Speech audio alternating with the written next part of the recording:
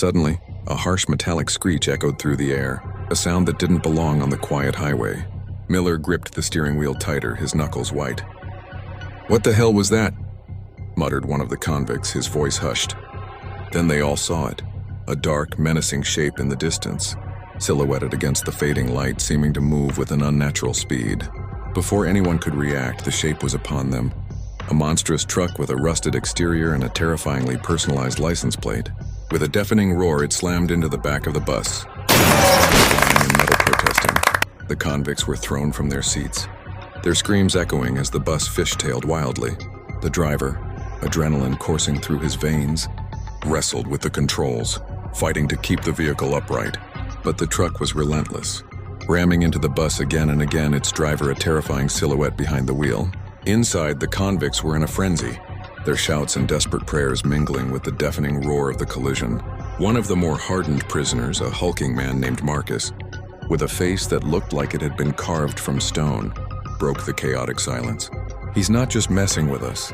He wants to kill us," he yelled, his gaze fixed on the terrifying vehicle. Fear, cold and primal, gripped the convicts. They were convicts, yes, many of them had done terrible things. But this was something else. A nightmare came to life on this lonely stretch of road. A desperate plea formed on their lips, not for mercy, but for a chance to survive this terrifying encounter. The bus, now severely damaged, continued its precarious journey down the highway, a beacon of despair in the growing darkness, a terrifying countdown to the inevitable confrontation with the relentless creeper.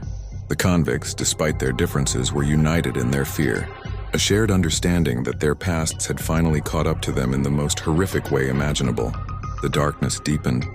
The highway became a black ribbon stretching into the unknown, and somewhere behind them, the terrifying engine of the one and only Jeepers Creepers. As his truck continued to roar, a symphony of terror that grew louder with every passing second. "Ass quick." As the truck appeared, the headlights were now fading into the distance, and a sign of relief was starting to show on some of the convicts' faces. But that was short-lived, because not even a minute later, the sound of what we can only imagine to be a giant winged animal. And they knew this was no bird as the bus rocked, tipping on two wheels for a few seconds after the shadowed winged figure came zipping by at impossible speeds. Now the hunt was on, and one by one they were all picked off, even the ones that were jumping off the bus while it was still in motion. They soon found out there was no hiding.